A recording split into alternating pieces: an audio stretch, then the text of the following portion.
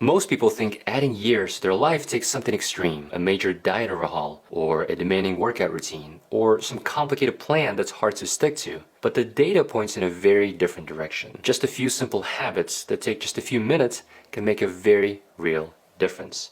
And when you combine them, they can add up to as much as 20 extra years to your life. There's a large study that actually looked at this across hundreds of thousands of people.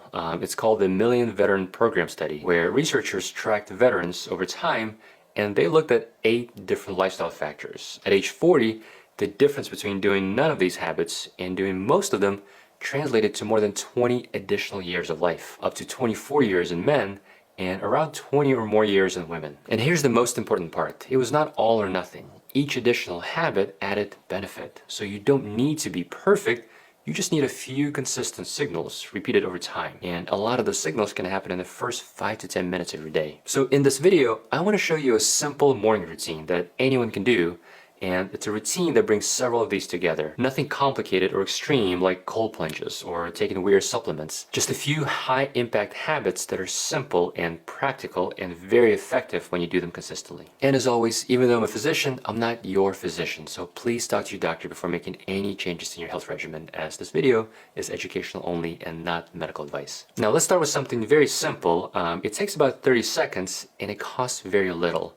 But it has surprisingly strong data behind it. A small handful of nuts in the morning is one of the easiest ways to add years to your life. So there's a study in the New England Journal of Medicine. It was a large prospective study where researchers tracked over 76,000 adults for 3 decades, and they found that participants who ate nuts 7 or more times per week had a 20% lower risk of death from any cause compared to people who never ate them. And this wasn't limited to just one type of nuts. Tree nuts, peanuts, walnuts all showed benefit. And here's why. Nuts are very dense with unsaturated fats, which can improve your heart health. And they're also a very good source of fiber and magnesium and vitamin E and an amino acid called L-arginine. L-arginine helps your body make nitric oxide, that special compound that helps your blood vessels relax and open up, which then supports healthy blood flow and healthy blood pressure. And if I had to choose one from the group, my personal favorite are walnuts. Walnuts are one of the few plant foods that provide ALA, or alpha-linoleic acid, which is a type of omega-3 fat. Omega-3s help your body make anti-inflammatory compounds at the cellular level. Most people think of fish when they hear omega-3s, and fish is an excellent source, but if you don't eat a lot of fatty fish, well, a daily handful of walnuts is a very simple way to get you a little closer to that goal. Now, let's pair that with something many of you are already doing every morning, drinking coffee. And this surprises a lot of my patients when I talk about it, but coffee is not just a caffeine delivery system.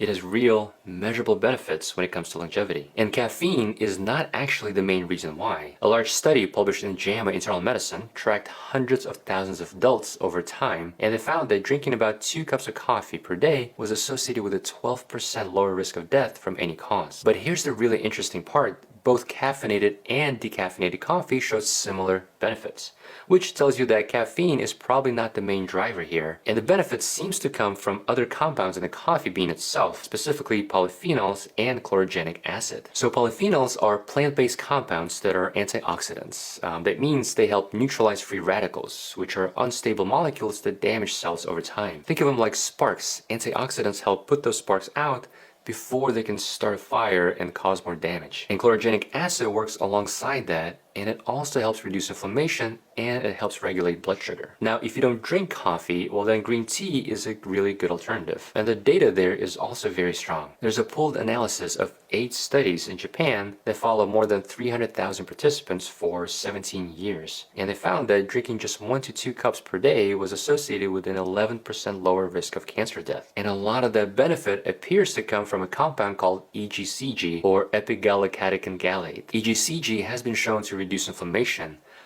It supports healthy blood vessel formation, and it helps regulate sugar, and all of those things help you reduce visceral fat. So whether it's coffee or green tea, your morning drink is already doing more for your biology than most people realize. Just keep it simple. Try not to add any sugar or flavored syrups.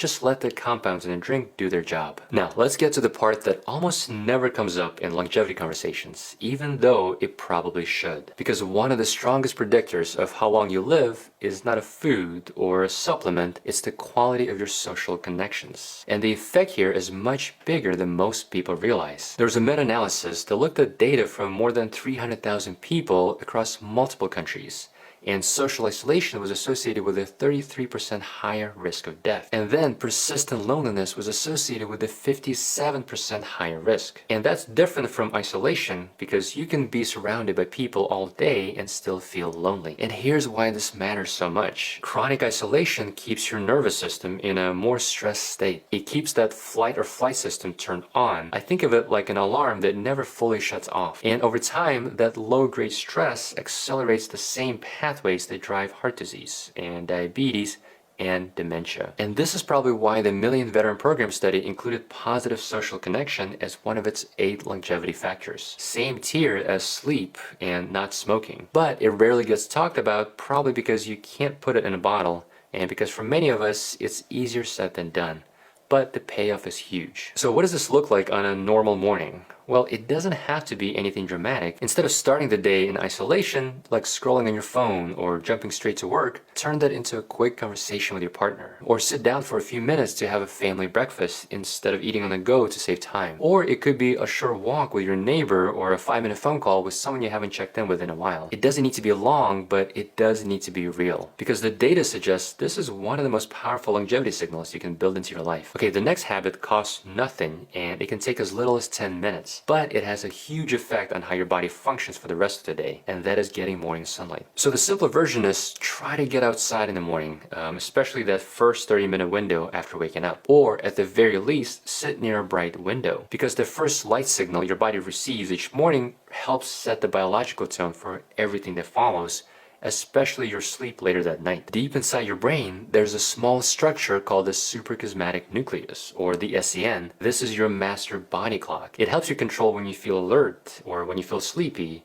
when your hormones rise and fall, or when repair processes happen in your body. And the main signal that sets the clock for all of this is morning sunlight. And when that morning sunlight hits specialized receptors in your eyes, so these would be receptors that are separate from the ones you use for vision. Well, this is when your brain gets the message that the day has started and your cortisol rises, which in the morning is a good thing. And it helps you wake up and be more alert. Your body temperature starts to climb, and this is very important. A timer starts for melatonin release later that night, usually about 12 to 16 hours later. And that matters because melatonin is the hormone that tells your body it's time for sleep. Many people think of melatonin as something you take in a pill, but your body actually makes it naturally. And the timing of that melatonin release depends a lot on when your eyes saw the light earlier in the day. So if you get outside around 7 in the morning, you're helping to program your body to feel sleepy around 9 or 10 that night. And that can mean falling asleep faster and sleeping more deeply and waking up feeling more rested. And sleep quality matters a lot. There's several different meta-analyses that pull data from over 1.5 million people, and they found that sleeping less than 7 hours per night was associated with a 14% higher risk of death compared to people sleeping between 7 to 8 hours per night. And then a separate analysis estimated that optimal sleep quality can add anywhere from 1 to 3 years of healthy life expectancy. Not just more years, but healthier years. And no surprise, but sleep was one of the 8 lifestyle factors in that Million Veteran Program study. So just 10 minutes outside in the morning is already helping you on that front before the rest of your day has even started. One practical point that a lot of people ask is on cloudy days you should still go outside because overcast lighting is still anywhere from 10 to 50 times brighter and has a higher lux number than anything you get inside. Now let's build directly on that, because if you're already outside getting morning light, this is the perfect time to stack one more habit on top of it, and that is walking. And when I say walking, I want to be clear about what the data actually requires here, because it's a lot less than what most people think. There's a landmark study out of Taiwan that followed over 400,000 people, and they found that walking just 15 minutes a day, or 92 minutes per week, reduced the risk of death from any cause by 14% and extended life expectancy by 3 years compared to being inactive. So this is a huge return on your time commitment for something as simple as a 15-minute walk. And there was a more recent study from last year. It was called the Southern Community Cohort Study. They followed near 85,000 adults, and they found that fast walking for just 15 minutes a day was associated with almost 20% lower risk of death. So different population, different researchers, but same basic finding. And here's the part that's really worth paying attention to. There was no minimum threshold people had to hit before they started seeing benefits. The biggest drop in risk happened when people went from doing nothing to doing something. Even a small amount of movement made a real difference. A meta-analysis that was published earlier this year found that increasing moderate activity by just 5 minutes a day, so going from 1 minute to 6 minutes, was associated with a 30% lower mortality risk. So this is where the routine really starts to stack. The Million Veteran Program included both physical activity and stress management as 2 of its 8 longevity factors. So if you take a walk outside in natural morning light, you're already combining 3 things at once.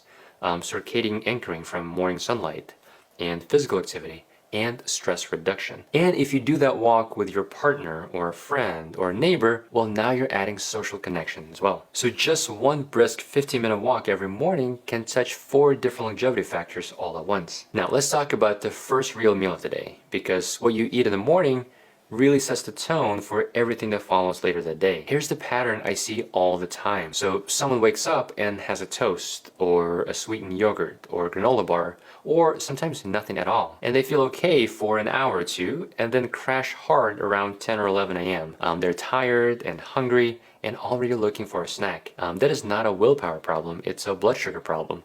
And it often spills into the rest of the day, including nighttime hunger. When you eat refined carbohydrates like pastries or many cereals or granola bars without protein or fiber, glucose enters the bloodstream very quickly, and insulin rises quickly. And then the rapid spike is often followed by a fast drop, which then leaves you tired and hungry and just stuck in the same cycle every couple of hours. This is why it's so important to get protein and fiber with your breakfast, because this is what helps you break that cycle. They slow down gastric emptying, meaning food moves out of your stomach a little bit more slowly, which then flattens the glucose curve. And protein and fiber help you support hormones involved in appetite regulation, including GLP-1, which is one of the same pathways used by drugs like Ozempic and Wegovy, except here your body is doing it naturally in response to foods. Protein also matters because it helps preserve muscle, and muscle is one of the most important tissues in your body for blood sugar control because muscle can absorb glucose very efficiently, even without insulin. And fiber adds another layer. It helps support your gut microbiome,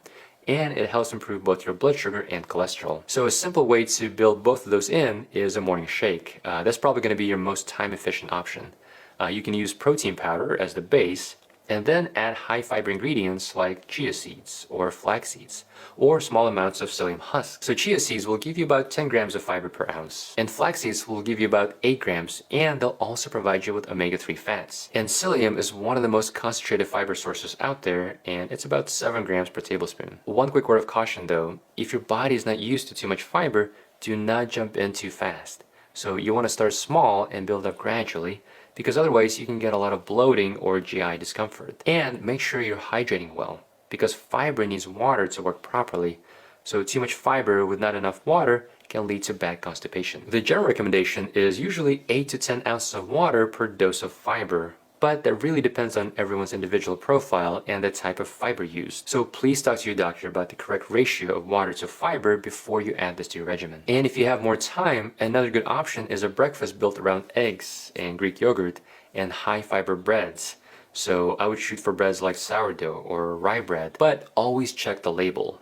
Terms like whole grain and multigrain can sometimes be misleading, and a lot of food companies use it to their advantage. Some of those breads still have very little fiber and have the same fiber content as white bread. So a simple rule to follow is for every 10 grams of carbohydrates, you want at least 1 gram of fiber. So if your bread has 30 grams of carbs per slice, you should have at least 3 grams of fiber. And ideally, we want to push that fiber number even higher, up to 4 or 5 grams per slice. Now, if you put all those things together, you've already touched on 5 of those 8 longevity factors from the Million Veteran Program study. And if you also don't smoke, and don't drink excessive amounts of alcohol, well, now you're at 7 out of 8, all before 9 in the morning. And as always, you don't need a perfect routine to see some benefit. Some days you'll do all 5, And some days you'll only do 2, but even 2 or 3 of those done consistently can compound into many more healthy years over time. I hope this was helpful. Stay healthy, and I'll see you in the next one.